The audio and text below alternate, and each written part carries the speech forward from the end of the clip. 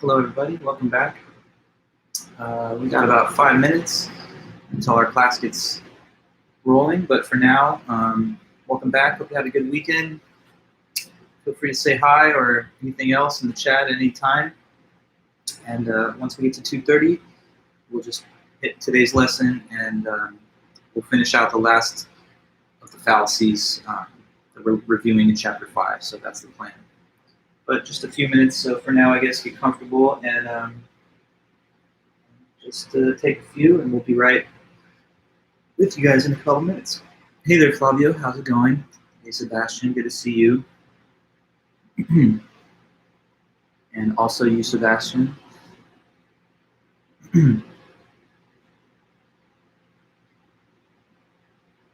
Hope you guys are doing well.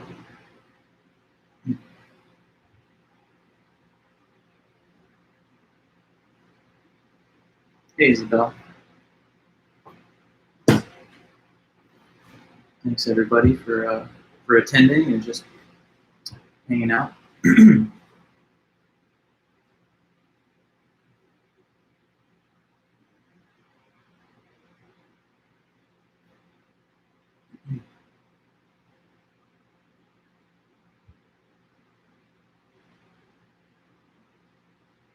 Hey there, how's it going, Mateo and Marissa? I'm doing pretty good. Getting over that middle of the semester kind of hump, so that's nice. Yeah, they've been running around a lot today, Kimberly. Hey, Peachy, Peach. She's eating over there, so right now, no big deal. She'll come hopefully during the middle of the meeting. I have a question. Do you keep track of attendance for the meetings? No, I don't. So that's an easy one. No, I do not. But you should come to the meetings and keep track of yourself. Yeah, it's definitely a good purchase, Mateo. I would recommend 10 for 10. Jocelyn, I'm still finishing those up, but I'm gonna send a notice tomorrow morning. Have a bundle of them to yet finish tonight. In the morning they'll be ready, so then you can check in for your score on that. Yes. Hey, Nicholas, and all you other good people. Yeah, the Switch, it's great fun. I mean, you know all about how you can play it either just on your home console, as like on your TV, or take it around and play it portable, like wherever you go. So that's a cool feature of it. Plus, just I don't know, the Nintendo lineup of first-party games are just some of the best developed games out there. I mean, I don't know what kind of games you like to play, but if you like the platformers like Mario, Zelda, those are all great games.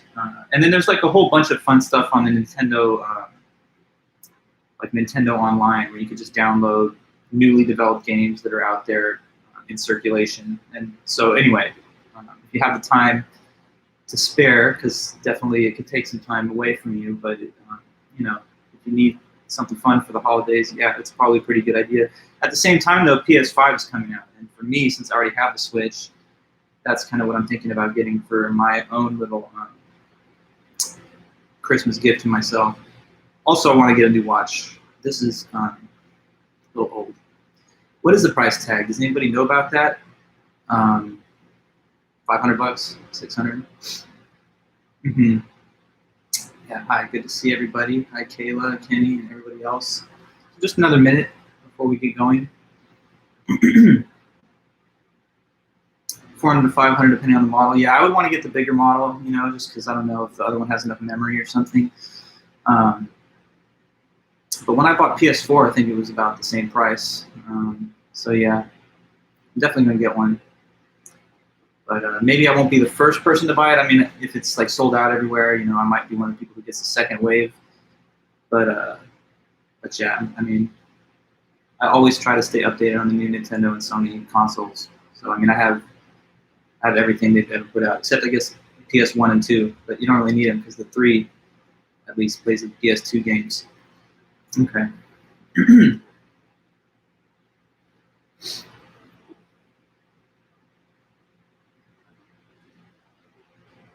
Sorry, I saw your question, Flavio, about the rocket ship.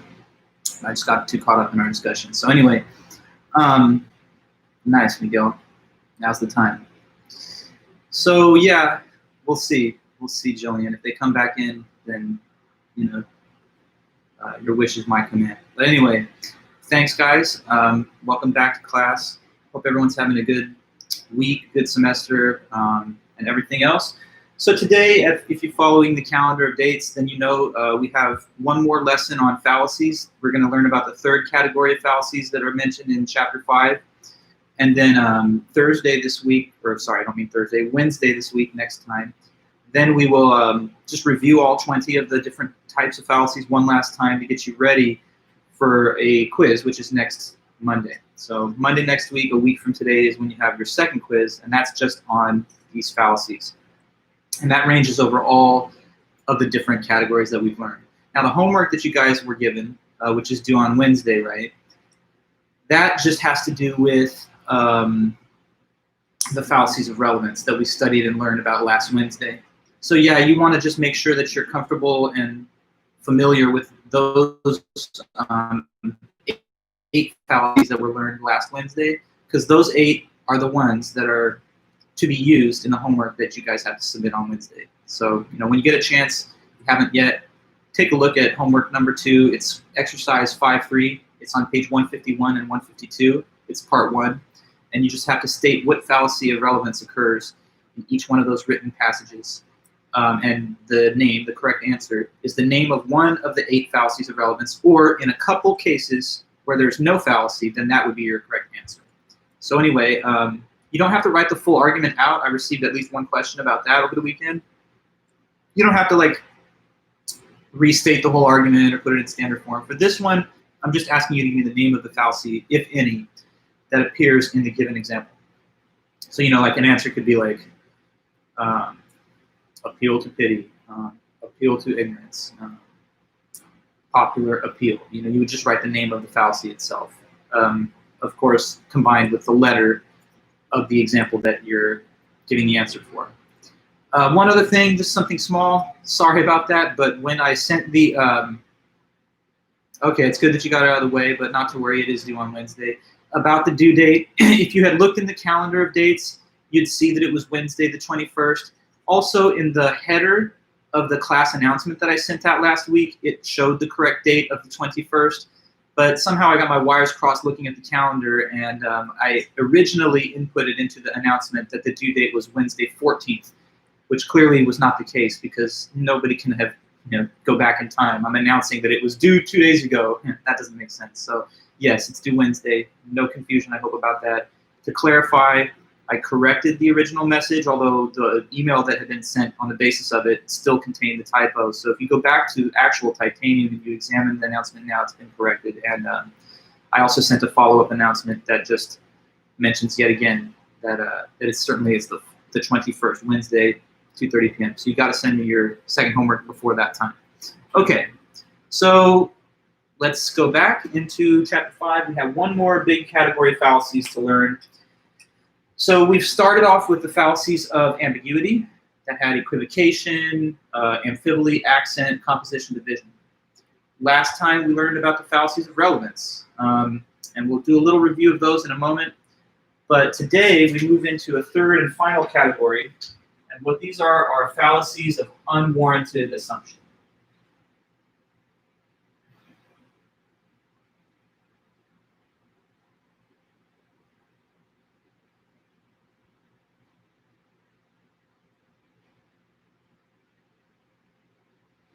Okay, so what is the overall idea of a fallacy of unwarranted assumption? So something that's warranted means that it's justified, that you have good, solid reasons or whatever for holding that assumption or that belief. An unwarranted assumption is the opposite. So it's an assumption or a belief that you don't have good enough reasons or evidence to back up. So that's the way that these fallacies are. They're arguments, but the problem, the flaw, the error, the defect in them that makes them fallacious is that they include assumptions that are not supported by evidence. And that's what makes the argument weak in this category. Okay, so this is when an argument includes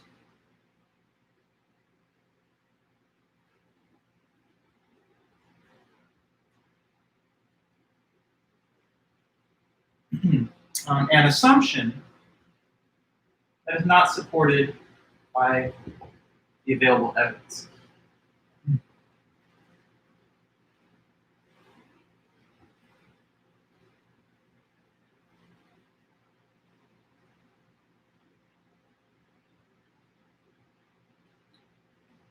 So that's why it's an unwarranted assumption fallacy. So, now we've covered a lot of ground on these fallacies, the ambiguity fallacies, when there's ambiguous language or sloppy grammar, confusion between similar ideas. That makes the fallacy ambiguous. That makes the argument ambiguous. So that's one type of flawed argument. Another is where information stated in the premises is not relevant to the information given in the conclusion. And another way that an argument can go wrong is this, by having assumptions built into it that are not based on any type of evidence, just assumptions that are coming out of basically nowhere without any foundation. So there's a set of fallacies that are in this category, and I'm going to list them for you in a minute. But first, let me just quickly pass over an easy summary of the 8 fallacies from last lecture, just so that stays fresh in your mind and maybe helps you to review and think about the homework problems if you haven't done them yet. Okay, so fallacies of relevance, one last time. There's personal attack. What is that? That's when instead of making a counter argument to what someone's saying, you make a personal attack against the person. So instead of attacking our argument, you attack them in a personal way that's not relevant to the argument. Somebody says, I think that you should vote for Prop 22 so that, because like 1 out of 4 drivers for an app-based service supports it or something. I don't know what the stats are. And then another person says back to them, you're so broke. I mean, you're just like a out-of-work bum. Like, your opinion is just irrelevant. It's not valid. So I don't agree with you on your position on Prop 22. That's not at all the type of response that's logical. That's a fallacy, because there you're attacking them. You haven't really said why they gave a bad argument or why their conclusion is incorrect. So that's irrelevant. It's a personal attack. They sometimes call that ad hominem. Okay. There's also the appeal to force. Appeal to force is when you try to intimidate or threaten or even just use physical force against somebody to get them to change their view or to back off of their position and accept yours. So somebody says, I don't know, climate change is real. There's a mountain of evidence that shows us that if you just examine meteorological data over the past 100 years, and your boss is like, well, you know what, I don't agree with you, and you better stop thinking that, because if I hear that from you again, maybe you might have to find another place to work. You kind of know what I mean? In that case, they're using force. They're threatening the loss of your job, and you can imagine any other type of intimidating or scary tactic like that would be in the same category. Okay? Appeal to pity. Somebody tries to play the pity card in response to some situation or argument, but it's not relevant to the facts of the situation. Someone's getting pulled over for driving recklessly, and then they say, please, officer, have pity on me because my mom yelled at me a couple days ago, and I've been dealing with the post-traumatic stress of that little episode. So anyway, when the request for sympathy or pity is out of bounds or irrelevant to the larger circumstances, that would be that fallacy. There's popular appeal. That's when, instead of making a case why something is good, right, or true, you just appeal to popularity to make the argument. So, these are the best shoes because if you look, everyone's wearing a pair of them. The most popular out there. This is the best artist because it's #1 on the charts, or this is the best movie because it's sold the most. Right? Somebody says, oh, God exists because 90% of people believe that God exists or whatever. So you have to make an independent case for anything. You can't just say more people have the iPhone than an Android phone, so it's the better phone. I mean, maybe it is the better phone, but if so, you have to be able to make the argument why without just pointing out its popularity as the sole reason. Okay? And then there's also the appeal to ignorance fallacy. That fallacy happens when a person says that something is true just because nobody's proven that it is false. So, aliens exist because you can't prove otherwise. Or, I don't know, let's see, like you make a claim without evidence just because nobody can disprove what you are saying. So prove to me that there's no such thing as ghosts. You can't prove it, so there must be ghosts. To make a case for something, there has to be evidence in favor of it, not just unavailable evidence to the contrary. And Miguel, interesting point. Yes, there's a lot of phones out there that are more sturdy, I guess. I personally don't use the iPhone, but I have no problem with it. I use an Apple computer, a nice new MacBook Pro. But for whatever reason, I've always liked the cameras and stuff on the Androids. Anyway, just a personal opinion. Do with it what you will. Also, let me mention this, popular appeal. Another version of that can be when there's just one popular individual, and then the fact that they support something is given as the reason why it's the best or something. You know, like celebrity endorsement of a product, just because that person's popular. Okay, now next there's also hasty generalization. That is when you jump to a sweeping general conclusion based on a limited sample or biased sample. So it's essentially when you make a claim of all things are a certain way without having enough experience with that type of thing to make the claim.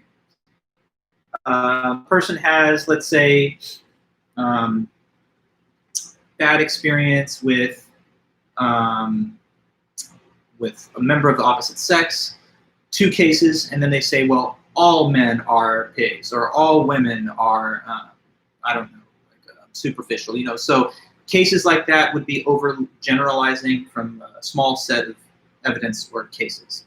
When you make universal claims, generalizations as they call them, you need better evidence than just a couple of random examples thrown together or from a biased set of cases.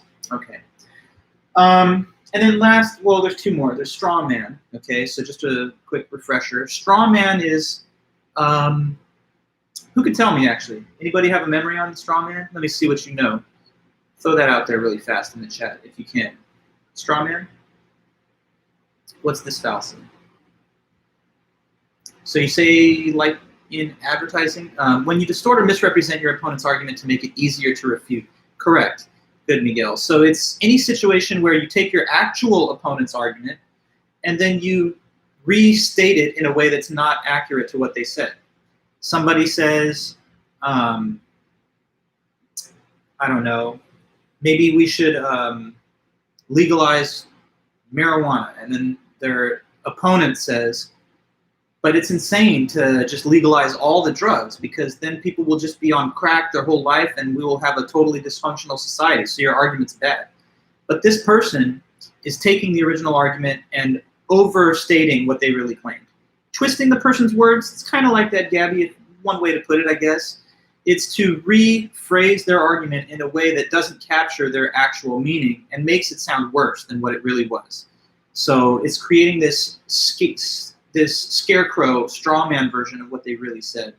Somebody says, I think that this expensive missile defense shield program is a waste of taxpayer money, and we should therefore cancel that program and spend it on something else in our budget, like domestic services. And then somebody says, oh, but that's horrible. How can you say that? Because if we don't have any defense funding, then our country is simply going to be overrun and attacked. But the person didn't say, let's eliminate the whole defense budget. They just said, let's eliminate one costly and ineffective program within it. So to make their argument sound worse, they're described as having a more radical position than they really have. Like, what if somebody says, you know, I think a woman should have a right to choose because it's her body, and, you know, what happens in a woman's body ought to be up to her. And then somebody says, so what? It's okay to just kill toddlers, or it's okay to kill, you know, newborns? I mean, that's insanity.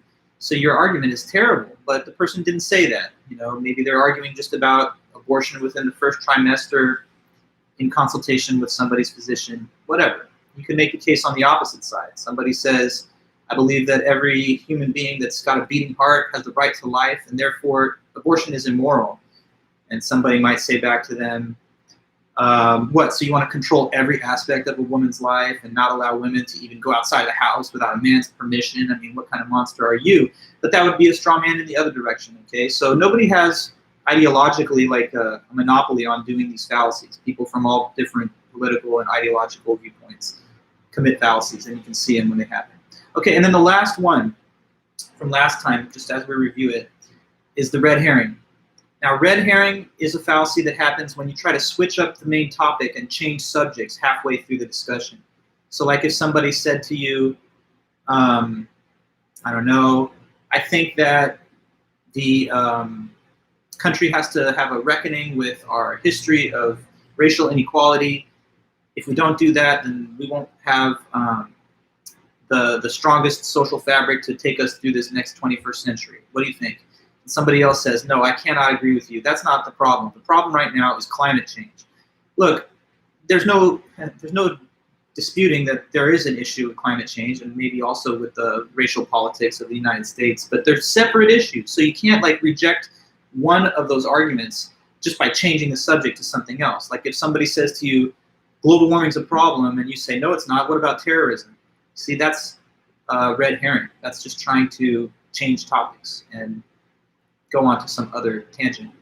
Okay, so there you have it, the review of last lecture's fallacies. But now we're on to this. So we're on this now, fallacies of unwarranted assumption.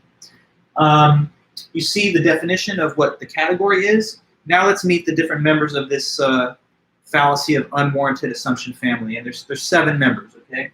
So I'm going to list them first. And then after I list all 7, as we've done before, I'm going to start at the top, define, and then go through the list. Okay, so here are 7 different fallacies of relevance. Sorry, I meant to say unwarranted assumption. Thanks. Here are 7 different fallacies of unwarranted assumption. So we have begging the question.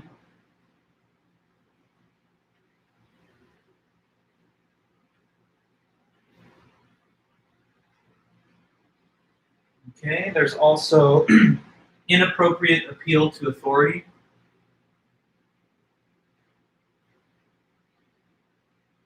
Sorry.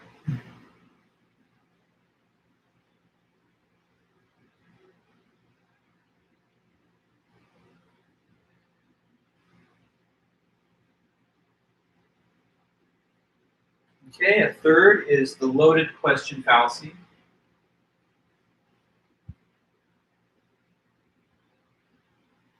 Then there is false dilemma.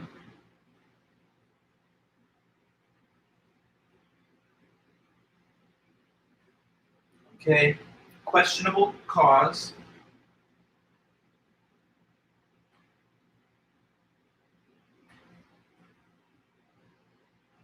Slippery slope.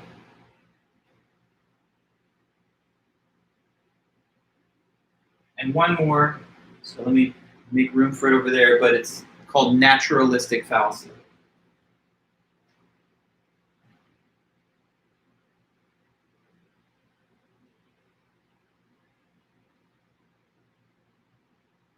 Okay, so there's our agenda today to just go into these 7 individual fallacies of unwarranted assumption and give the full account of what each one is and what are some examples. Okay.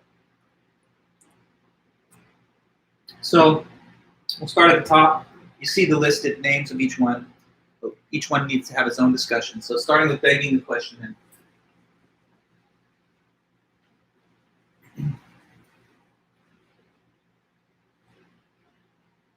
Okay, so begging the question.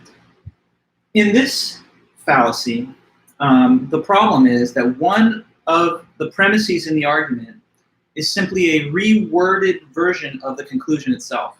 So the argument goes like in a circle.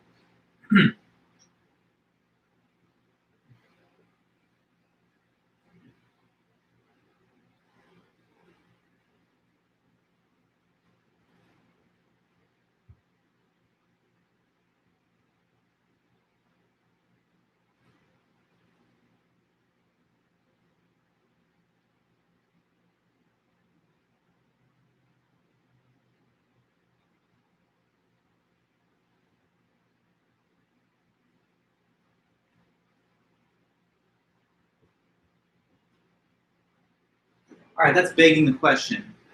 And just to repeat, when one of the premises of the argument is a reworded, restated version of the conclusion, just in different words. Okay, so if this fallacy is committed, that means that a person assumes the conclusion is true before getting to the conclusion. So like basically the argument assumes the truth of the conclusion and what the evidence is. Obviously, evidence and conclusion have to be different. Like, I can't just tell you this, like, consider this argument.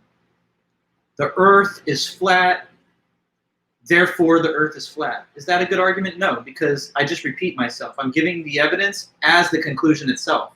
But obviously, the conclusion of an argument has to be supported by different facts. It cannot support itself. Otherwise, it begs the question. So let's give some examples of this, as I see a few in the book that are pretty good. Okay.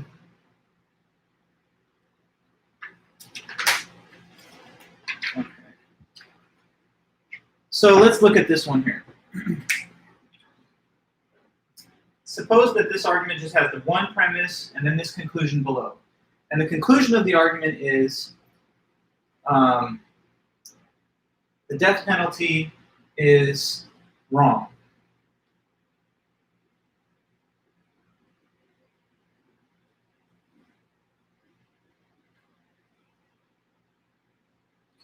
And the premise, let's say, that supports this conclusion is that it is immoral for the state to execute someone as a punishment.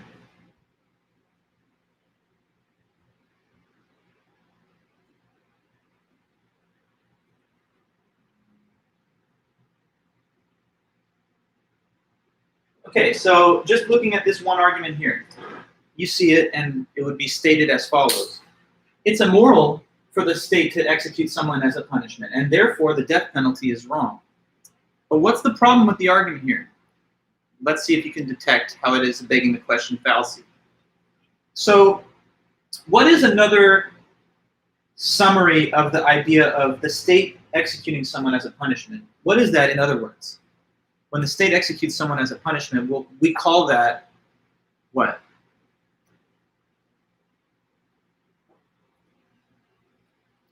Just let me know. The state puts a person to death. They execute someone as a penalty. That's the death penalty.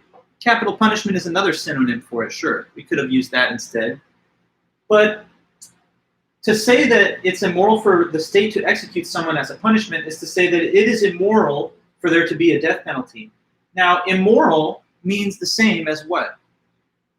To say something is immoral is basically like saying that it's, let me know, wrong. Exactly. So what this argument really says, if you kind of are wise to the way of the wording of the argument, is it's saying the death penalty is wrong, therefore the death penalty is wrong.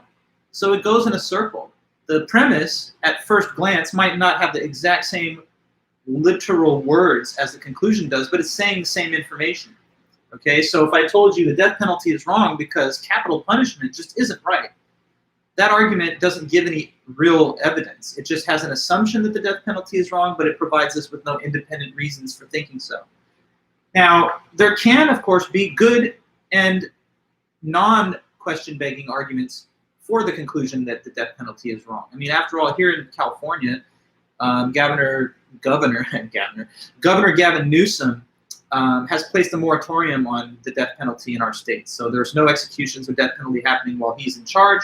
And therefore, there's certainly a lot of people, even people in positions of power, who have moral opposition to the existence of the death penalty. But if you wanted to make an argument towards that conclusion, you might have to say some different reasons. Like, I don't know, it does not deter capital crimes, therefore it's wrong to do. Or you can say the dignity of a human being is inconsistent with being put to death, therefore the death penalty is wrong. Or you could say that in states where there's no death penalty, crime rates are even lower than in countries where they have it, and therefore it does not have any measurable effect on reducing crime rates, and therefore it's wrong. But whatever reason you give, you can't just say it's wrong because it's wrong because it's wrong. That's giving no different reason. Okay, so that's just one example, and I want to make sure that this kind of sinks in. So let me give you a few more of the same type of fallacy. Okay, now here's another one from the book. This one might take just a second of additional effort for you to recognize how it's circular, but let me put it there. So suppose we see this argument written. So So premise one, the Bible is the Word of God.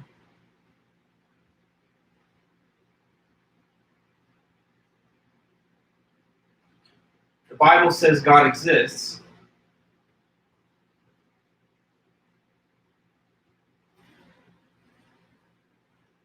Therefore, God exists. Now, in this argument, one of these two premises assumes that the conclusion is true. So which one do you think? The conclusion is that God exists, and you see the reasons provided above. But one of those two reasons already assumes that the conclusion is true. Which one is it? Which premise has a built-in assumption that God exists? Correct, Melissa, it's number one, because number one says that who wrote the Bible? God. But if God wrote the Bible, then nothing can write something that does not exist. So if God wrote the Bible, that implies that he does exist. And so the argument really is saying God exists, and God says God exists, so God exists. But in order to make a non-circular argument for God's existence, you'd have to make the case for his existence without assuming he exists as part of your evidence. And of course, there are a lot of very, very powerful classical arguments for God's existence that are out there. I teach all those arguments in other classes where we have studied philosophy of religion. So like the ontological argument says that the definition of God as the greatest conceivable being implies that he exists. The cosmological argument says that since the universe is a real thing and it exists, something had to cause it, and that thing has to be something separately, entirely from the universe, and that must be God.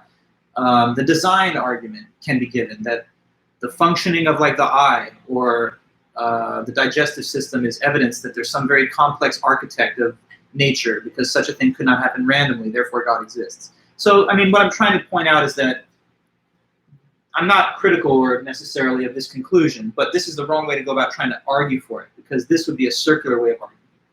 The fallacy of begging the question is also sometimes known as the fallacy of circular argument, because it's like the dog chasing its tail. The conclusion is supported by the premise, but the premise is the conclusion. And so that's not okay. An argument has to have premises that don't say exactly the same thing as the conclusion, even if it's reworded in some way. Okay? And maybe I'll just put in one more.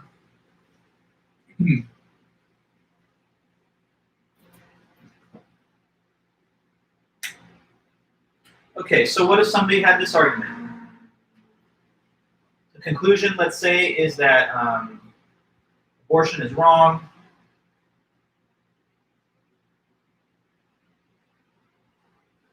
And then let's suppose that the premise is it is, I'm trying to think of another synonym for wrong that's not just immoral. Maybe I'll say unethical. It is unethical to intentionally terminate a pregnancy.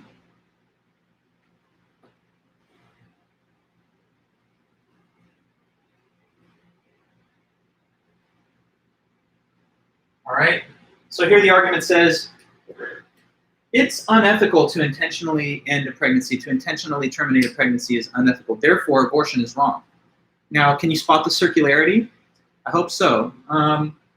What is another synonym or a more simple way of describing the concept of intentionally terminating a pregnancy? What is to intentionally terminate a pregnancy? Meaning you're doing it on purpose. It's not a miscarriage, but on purpose you end the pregnancy. That could be also called just abortion, yes. To say it's unethical is equivalent to saying that it's wrong. So although on the surface they may appear to be different information, they don't say different information. This says abortion's wrong, therefore abortion's wrong. Could there be pro-life arguments that abortion is wrong that are not circular? Yeah, for sure. There could be, and there are. You know, some people talk about the inherent dignity of anything that has a full human genome. Some people talk about you know, you can't define what it is to have a right to life unless you talk about having two human parents. So there's all kinds of arguments that can be given as to the status of the fetus in the womb and why it might have a right to life, therefore should not be aborted. But you can't just beg the question. Begging the question, like, the question remains, why though? Because you can't just say it's wrong because it's wrong. That still leaves the open question, well, what reason have you given as to why it is, or why that conclusion is true? Okay. So hopefully that makes some decent sense. tried my best to give the examples and the definition. By the way, here's something that you want to know, and I'm going to expand on this, including next lecture.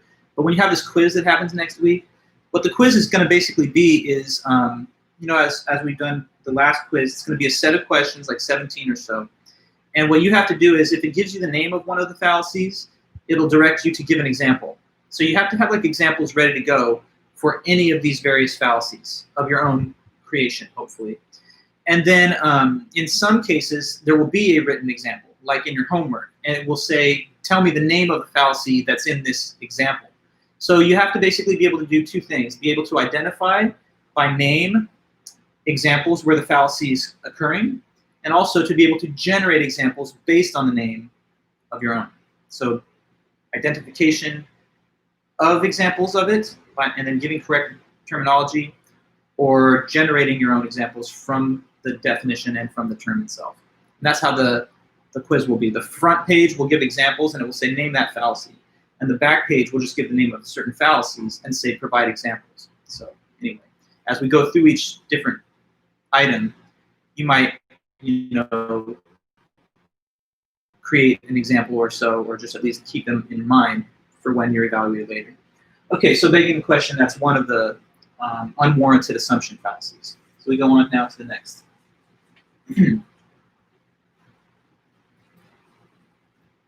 Okay, so next up, it's inappropriate appeal to authority.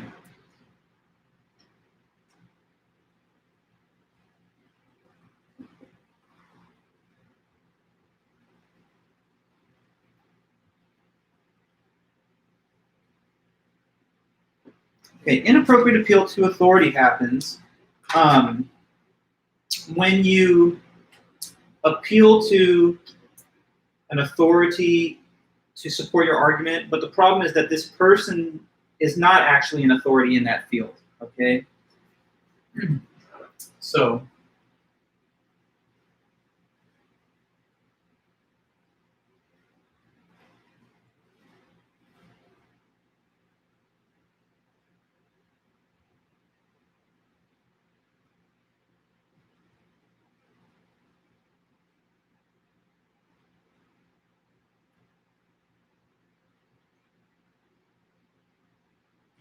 but this person or people is not an authority or an expert on that topic.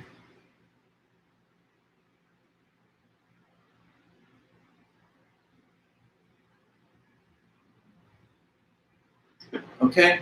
Inappropriate appeal to authority.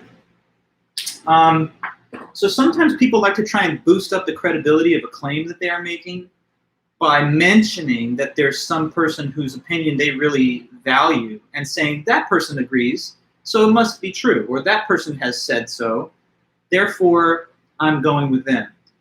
The problem, though, is that often, or not, I mean just in many cases at least, when a person makes this appeal to so-called authority, they're citing the view of a person that does not have any expertise or special knowledge on that topic at all. Okay, and that's when you're committing the fallacy of inappropriate appeal to authority.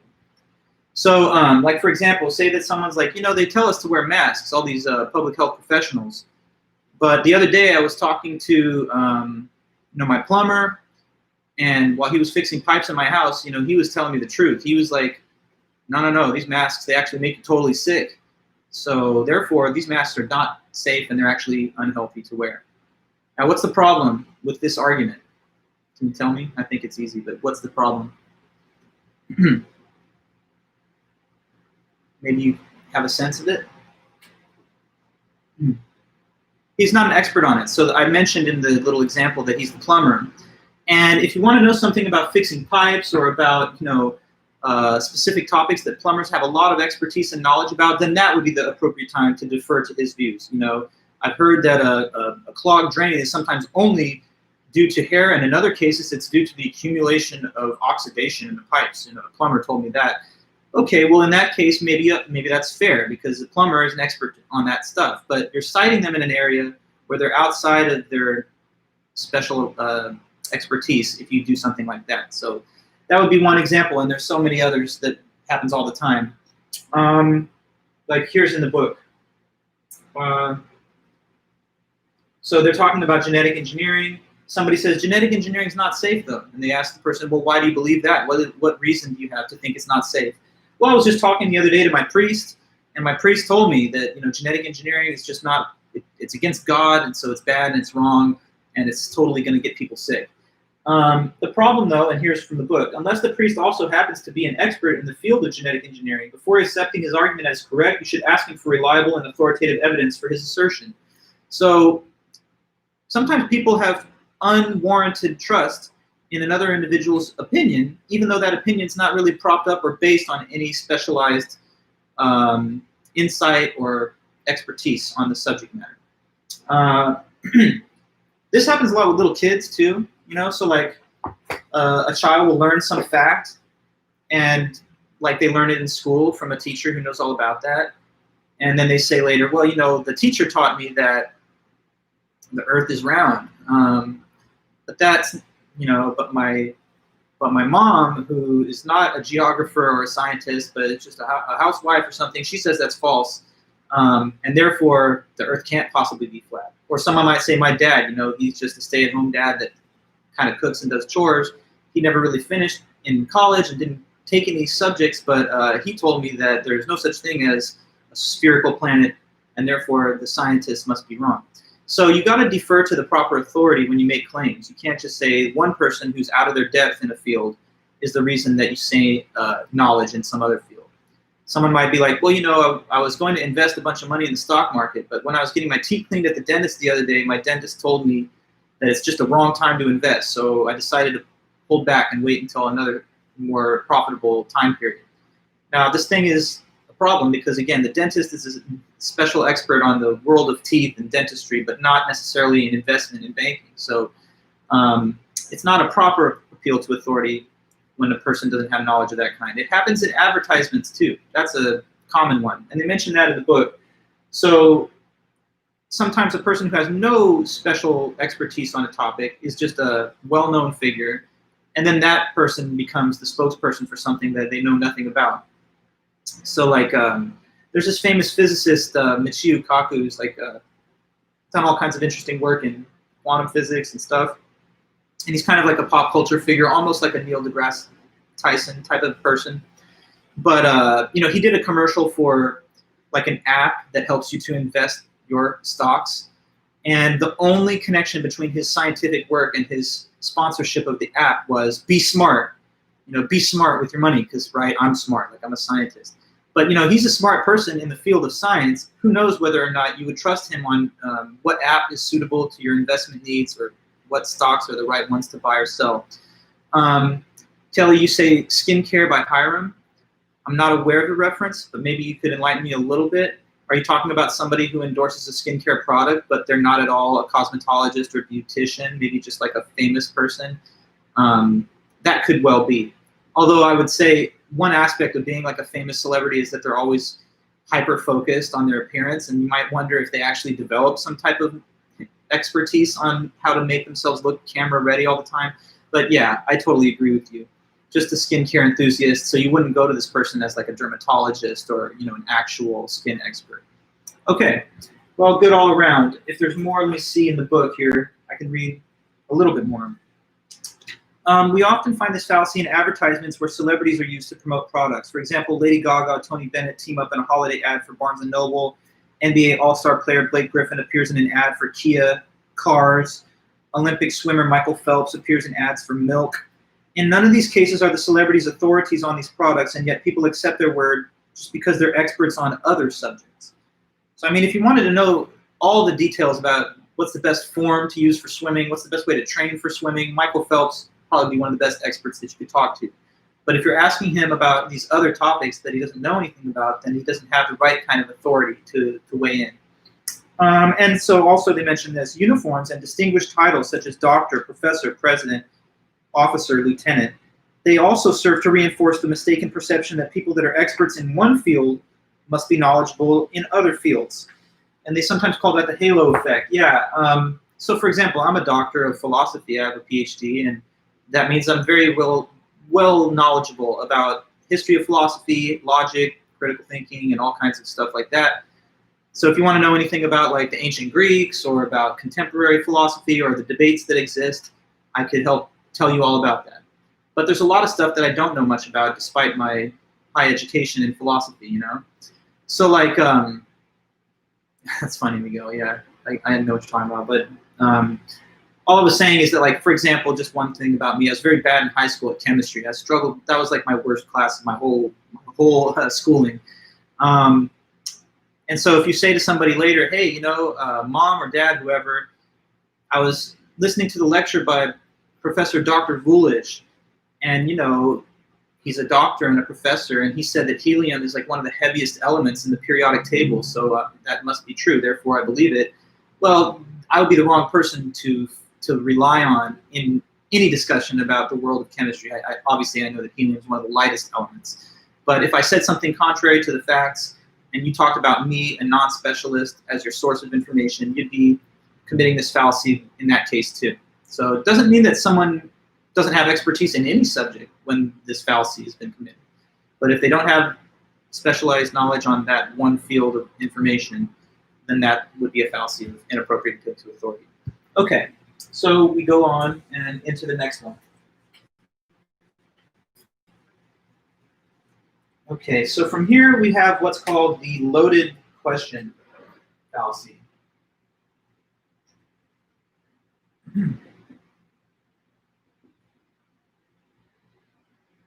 All right, loaded question. So these are when somebody asks a question, but it assumes too much. Like there's assumptions in the question that you don't actually know the answer to, but you're already assuming as if you do. So it's kind of like when you ask a question which assumes the answer to a different question that you didn't ask. All right, so let me put that here and I'll give you good examples.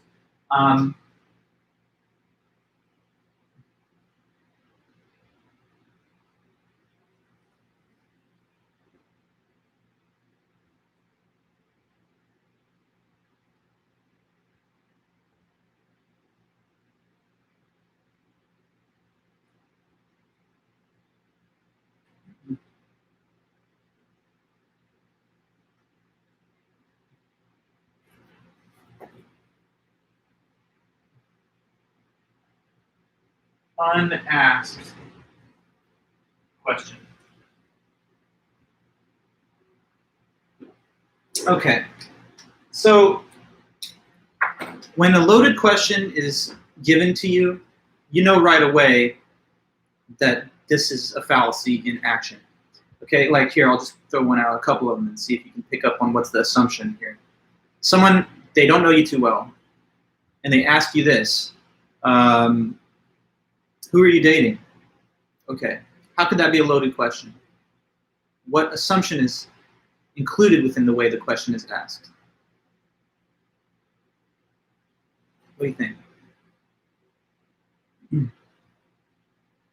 That the person's dating somebody at all, right? So if the person's not currently seeing anybody, then they can't give an answer, right? They can't be like, oh, I'm dating so-and-so, because there's no such person, right? So a question like that is a leading question. It's a loaded question. It assumes maybe too much. So the only way to answer it if you weren't dating somebody would be, well, you have to restate the question or consider the fact that that's a loaded question. You're assuming I'm dating someone I'm not, right?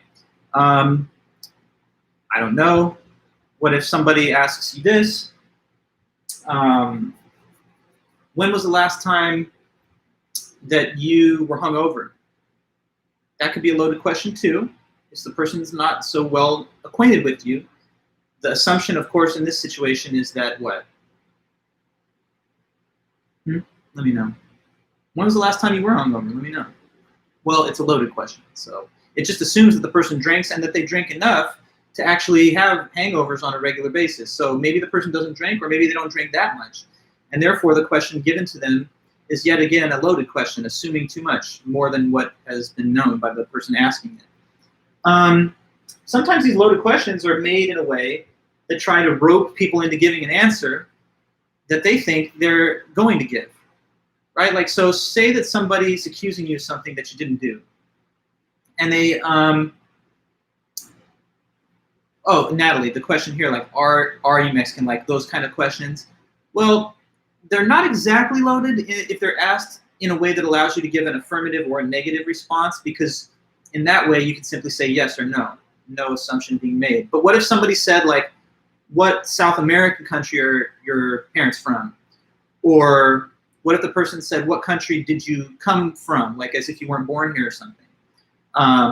In that case, they'd be assuming things about you and your background that they don't know, right? But just asking, like, are you from California or not, is not necessarily a loaded question, because you have the ability to answer no, and there's no assumption that you necessarily are. But if the answer is limiting you to a subcategory of possible answers, like tell me what country you came from as an immigrant, and you're not an immigrant, then that would be a loaded question.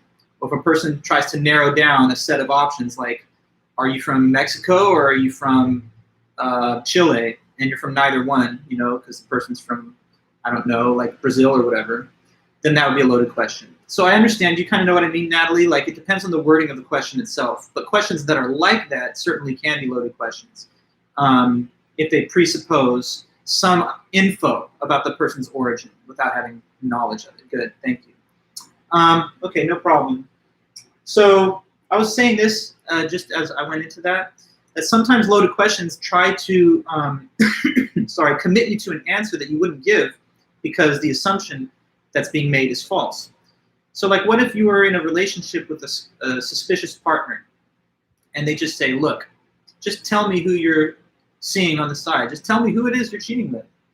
I just want to know. That's all. Just tell me who. That's a loaded question, perhaps, because what's being assumed is that what?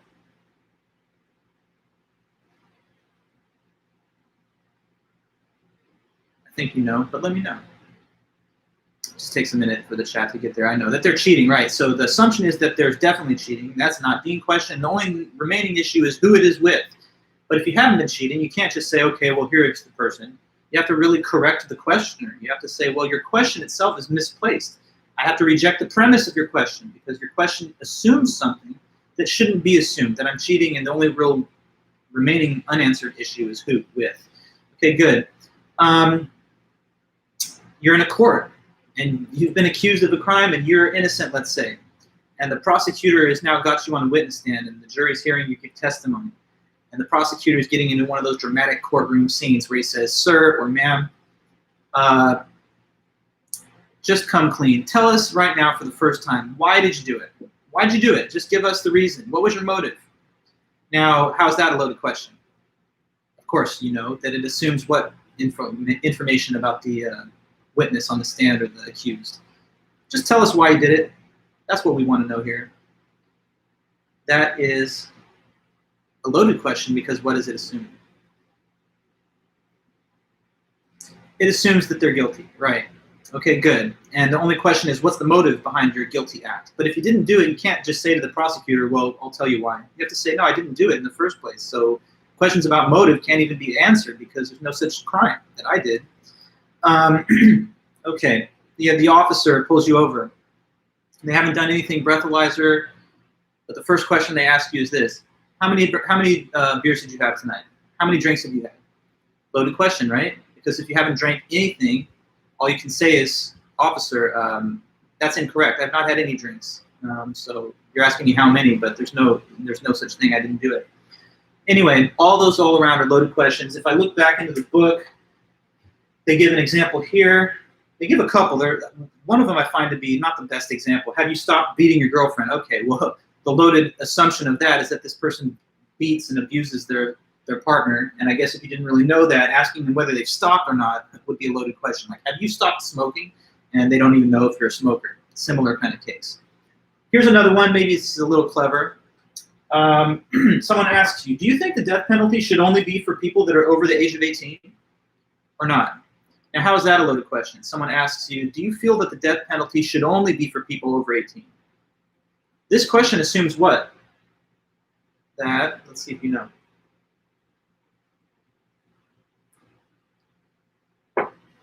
Should the death penalty just be for those that are legal adults? Question, how's that loaded? The question assumes that the person is okay with the death penalty for anybody, exactly. Some people just don't believe that the death penalty should exist for anybody for any crime because they just uphold the principle that it's wrong to put a person to death when they're in custody and when they can no longer do harm. So, for some people anyway, they would say, no, I can't give the answer to your question. Do I think it should just be for people 18 and over? Because that assumes that I believe there's legitimacy to the penalty, and the only question to answer then is, at what age shall a person be eligible for it? Okay. And I'll throw one last one out there because it's something that I always remember. It's kind of a funny story. So like a long time ago, I was like a kid, and I had this neighbor, and she was pregnant, and one of the other like kids our age, we're all like elementary school age, but we would play over at her house with like her son and stuff. That was one of our friends, and when she was pregnant, one of those little kids, what was it? Oh no, I'm getting the story wrong. Let me back up a minute. Oops. Okay, so there was this woman. She was like the mom of one of our friends. We're all little kids. She was not pregnant. That's the fact. But anyway, I kind of spoiling the whole story. Oops. Anyway, here's the question that one of the little kids asked her. When is the baby due? Because they saw that she looked pregnant. But this was a loaded question. Why? When's the baby due? What's being assumed?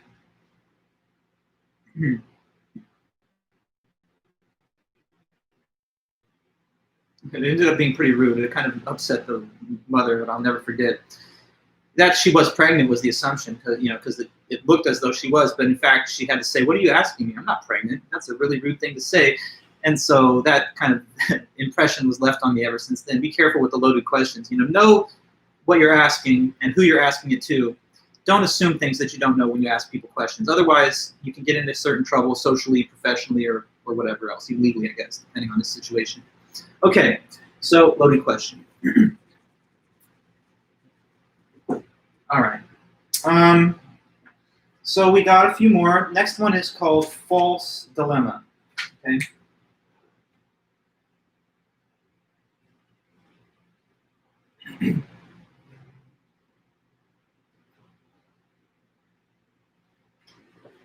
Okay, false dilemma, another fallacy. Sometimes it's called also fallacy of false choice or false dichotomy, but our textbook uses this label, false dilemma. So false dilemma fallacy happens when you have a complex issue, but we reduce the responses to it to a binary either or choice. So when the responses to a complex issue are reduced to an all or nothing either or choice, but in fact there are more than two options. Okay, so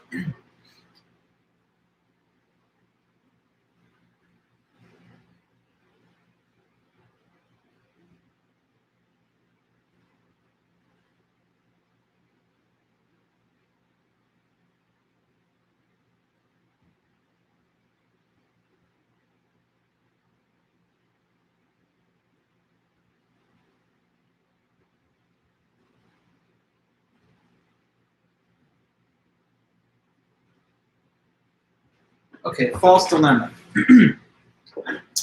So what if somebody says this to you? What do you think we should do? Should we have,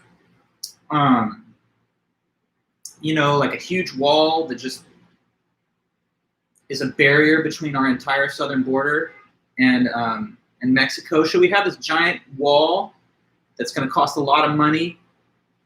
Or should we just have no border controls at all? What do you think is the right call? Now, how is that a false dilemma?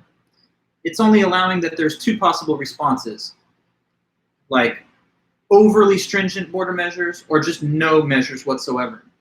But that's a false dilemma, isn't it? Because there's certainly a possibility of a middle ground between those two options, like some type of interdiction and border protocols, but that falls short of like a huge physical barrier that might be ineffective, costly, and honestly sending a wrong message. So, there's room in between those two polar opposites, and it's getting ignored in the way that the question is presented.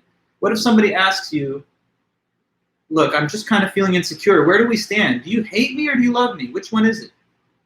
How do you feel about me? Is it hate or is it love? How's that a false dilemma? Yes, the person trying to present it as like starkly opposed black and white binary opposites ignoring all the possibilities of middle ground. So you heard my last example. Does the person hate me or love me? Which one? I can't tell. But that's a false dilemma too, isn't it? Because what's another option? You with me or you against me? How's that a false dilemma? Just let me know. The correct format of response is going to be something like, well, it doesn't have to be either one. And then you just tell me what's possible in the middle. Right, neutrality. Maybe a person doesn't have passionate feelings towards you either way. They don't feel like super intensely full of love nor hate. They're just indifferent, kind of men, So that's ignored by the way that the question or statement was presented, and that would be a false choice, a false dilemma. Somebody says, either I have total control over the situation or it's totally out of my control. They're thinking in all or nothing terms. Again, a false dilemma. In most situations, you don't have total control, but you're also not totally helpless either. So thinking that it's got to be one of these two binary extremes is getting caught up in this all or nothing kind of false dilemma way of thinking. Let's see. They mentioned in the text the classic false dilemma fallacy, and this is one I think maybe some of you have heard.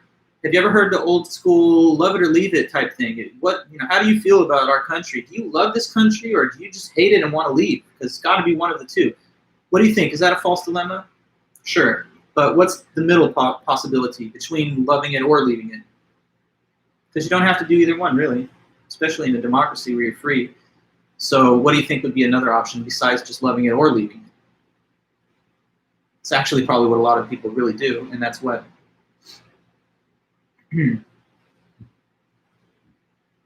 What do you think? No, let me know. I ask you, what is it, love it or leave it? Well, yeah, you could say, well, I'm not 100% in love with everything, but I'm going to just stay here because it's convenient. So not loving it, but I'm not leaving it either. I'm going to stay here and continue to complain and criticize because why shouldn't I? Because, in a democracy, we give people the freedom to dissent and to try and improve upon the country. So you don't have to love it or leave it. You can stay right where you're at and complain so that things will get better. Yeah, work to change the things that you don't like. So, you don't just sing the praises of injustice or when things are flawed, but at the same time, you don't hate your country either. So there's always these middle ground positions that get ignored in this extreme kind of all or nothing thinking. What if somebody asks you, what's your political perspective, buddy? Are you like a real hardcore conservative right-winger? Or are you like an intense liberal lefty? Just let me know. Are you ideologically left-wing or right-wing? Is that a false dilemma? It could be. Because why? Could it be something else? What could be another option? The person is neither nor. Maybe they are what? Moderate, yeah. Some people are just unaffiliated. They're in the middle. They don't take a hard stance. They want to remain open. I mean, me, for example, right? Like, I'm declined to state a party affiliation, and it's been that way for me almost my whole adult life, which means I'm not a Republican or a Democrat by means of party affiliation. I declined to state. I'm independent. And so if you ask me, are you a Republican or a Democrat, you'd be giving a false dilemma to me because I'm just I'm not declaring a party identification. But, I have my views and opinions anyway. All right, yeah, so those are all different false dilemma examples. And as it says here, also interesting, polls and surveys that are conducted sometimes actually commit this fallacy right there in the poll. Like here, they talk about that in the book. They can commit this fallacy by not giving you enough options in how you respond. So what if a poll says, tell us your feeling on this issue, strongly agree or strongly disagree? And if you're only given those two options for response, then it's going to make it seem like nobody had an intermediate position on it.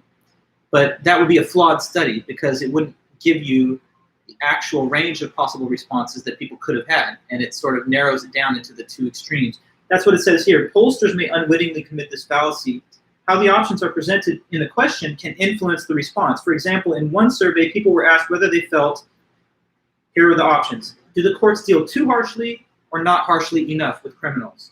When they were only given those two alternatives, 6% said too harsh, 78% said not harsh enough.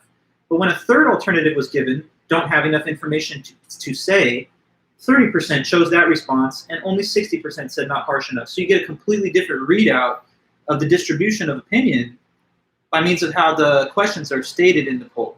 So be careful when you look at polls to check on that. Is the design of the poll or survey itself flawed by roping us into not enough available options for response.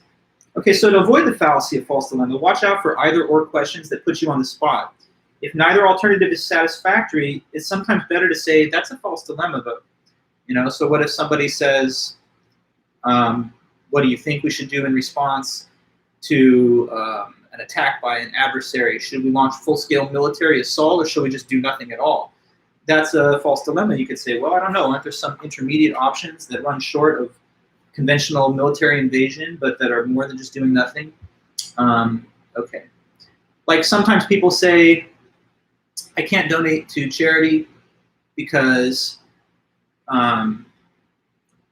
well, if I do donate, it's going to take all my money and time, but I've got my own life to live, so I'm going to just do nothing. But that makes it seem as if there's only two options, give everything or just do nothing. But doing something that's moderate is obviously a third viable alternative that gets ignored in that way of presenting the choices. Okay, so false dilemma, false choice, aka false dichotomy, but we just go with the primary label here, false dilemma. Okay, so then that's good. Let's see what's the next. Next, there is questionable cause. Okay, questionable cause.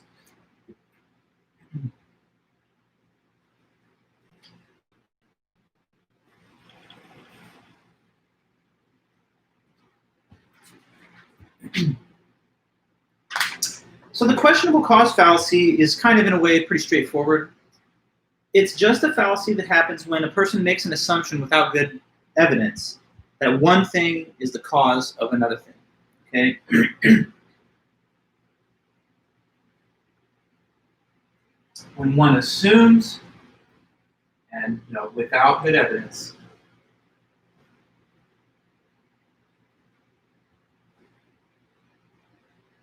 that one thing is the cause of another.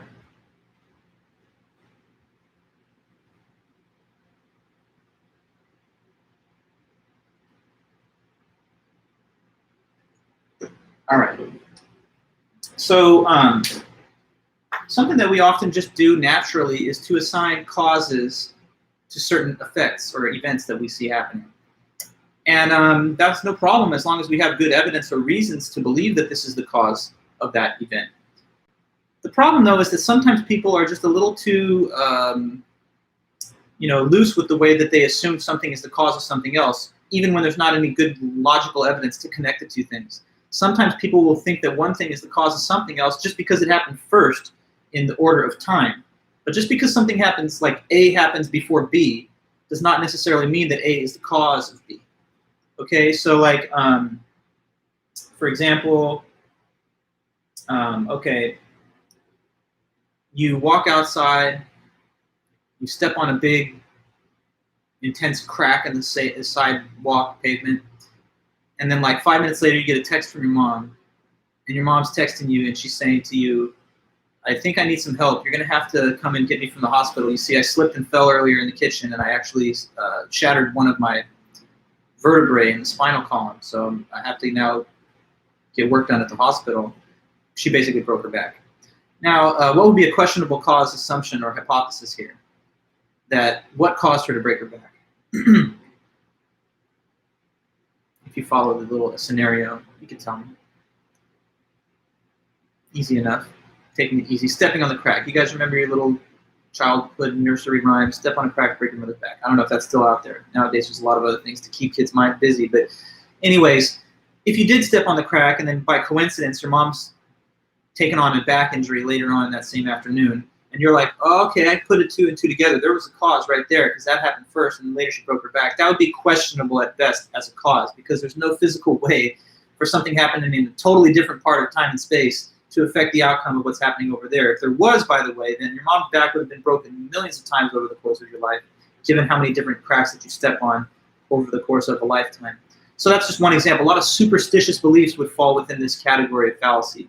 You're walking along, a black cat crosses past you. Later on that same day, you get into a little fender bender accident on the road, and now you need a whole repair for your car. And you're thinking, I knew it. Once that cat crossed paths, they say that it's 7 years bad luck. So I think that was really the reason. But is it the reason? No. The reason had more to do with everything to do with the conditions on the road, how you were driving, how the other motorist was driving, and that is completely disconnected from anything that had to do with the random cat that just walked through. So, sometimes people like to try and assess cause when there's no good evidence that that is the cause, and that's this fallacy. When you catch a cold and your mom says it's because you're always on your phone, well, that would certainly be a questionable cause. Has your mom made this case to you? I don't know. I'm trying to think of the logic behind it. Maybe it could be that she thinks when you're on the phone too much, you never sleep, and you don't eat regular meals. I don't know if she's got assumptions about the way that your phone habits affect your baseline health. But basically, yeah, without further info, there's no reason to associate the two kinds of things. Yeah. Other questionable cause fallacies. So this is kind of funny, and I didn't know this, but I guess it's a true story. So you all know probably J-Lo, Jennifer Lopez, right? Actress and singer. So her mom won a whole bunch of money on a slot machine in Atlantic City at the casino, which, I mean, they're already pretty rich and wealthy, but I guess they scored another $2 million off of just a slot machine. Anyway, right before she pulled the lever, she said like a little good luck charm, a little incantation, and then of course she won. And so in her mind, she's like, well, that's the cause. That's the reason. Because I said my good luck mantra, and then I pulled the lever. That's the reason that I had the big jackpot win. But obviously, there's no possible connection between those two things. Because if so, people would be able to find that out. And then we could simply game the system by creating a little motto and reliably saying it. And always the house will lose. And then the casinos would go bankrupt, and there'd be no profitability in operating and owning a hotel in Vegas. So obviously, that's not the real cause. There's just pure randomness. It's not like the slot machine can take measure of what one person is saying before they pull that lever. So anyway, you understand that's a questionable cause as well. Sometimes people have weird superstitious beliefs about their lucky socks and stuff like that. Like, somebody says, I wore red socks that I love and that are kind of my lucky pair. And this midterm that I was not prepared for at all ended up getting delayed by the professor, and now it's next week, so I have all this extra time to work. So I think it was my lucky socks that caused that to happen. So I'm going to wear those lucky socks again next week, and maybe it'll get postponed yet again. Obviously, these two things can't be connected. When the professor makes a decision what to do about holding a meeting, they can't possibly be considering the outfit that you're wearing. And some people, they'll be like that with sports, like, oh, I got to wear the jersey. Last time I didn't wear it, we lost the game. Now I'm going to wear it, and then we'll come through with the victory. The events on the field of the sport of competition can't possibly have any causal connection to unrelated, distant facts about how any particular person chooses to dress on that day. Maybe one more, just to kind of close this discussion. This is a kind of fun one. So you all know probably Babe Ruth, the historic Hall of Fame baseball player. Okay, so here's what little fact about him. Fun fact. So let's get this here. When Babe Ruth played on the Red Sox, Boston Red Sox, he was then sold to the Yankees in 1920, and he hated that trade. He didn't want to leave the Red Sox and go to the New York Yankees. So what he said is, I'm going to put a curse on the Boston Red Sox. I'm getting this right? Yeah. So he jinxed them. He's like, I'm putting a jinx on the Red Sox. They're never going to win a championship. And to be honest, that was 1920. It took all the way until 2004 when they finally won the World Series. But for that 84-year span, everyone was like, oh, the curse of Babe Ruth is still getting these guys. They'll never win because Babe Ruth did that curse. And each year that they lost, people gained more belief in that random, unassociated connection of two things. Now, of course, they finally did win in 2004, so the curse was snapped. But the real reason they lost had everything to do with how they performed, and it had nothing to do with, the far past events of Babe Ruth and his so-called curse. Miguel, when someone is toxic and claim it because of their zodiac, oh yeah, we will definitely talk about zodiac. Just so you know, critical thinking isn't the place to go if you're trying to find fans and friends of the so-called horoscopes. It's written off as something totally unreliable and unscientific. It's pseudoscientific. When we get to chapter 12 of the book, we'll go over that in a lot more depth. We'll talk about pseudoscience. But Miguel, you also say, it happened to me yesterday. I sent a screenshot of the bases loaded to a friend, and he blamed me for the Dodgers not scoring. Well, see, there you go. These are fallacies that are well known enough and widespread enough that you will see people committing them in everyday life. And so hopefully we just do better. Okay, so I'm going on to, there's just two more here. And if we can't finish the last two today, we've got all kinds of time on Wednesday, because Wednesday's a review of all 20. And therefore, you know, if there's two left or one left, we'll have plenty of time to do it. Okay, but while we are still here for now, the next one of the 7 fallacies of unwarranted assumption is called the slippery slope.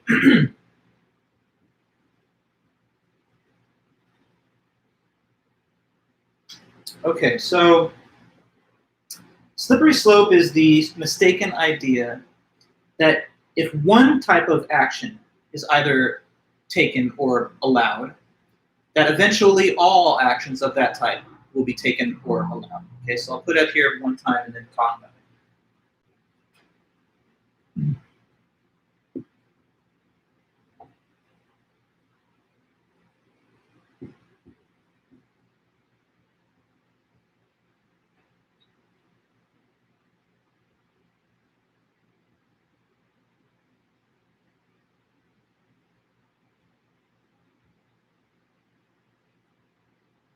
If one type of action is taken or allowed, eventually all actions of that type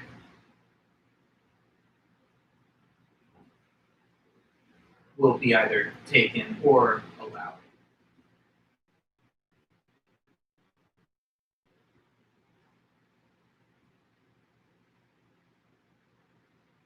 Okay, so these the slippery slope argument, it usually involves a person trying to warn you against doing something, and the warning they issue is that if you do that, it's not going to stop there. It's going to open up, as I guess you say, Miguel, a Pandora's box of worse and worse consequences to follow.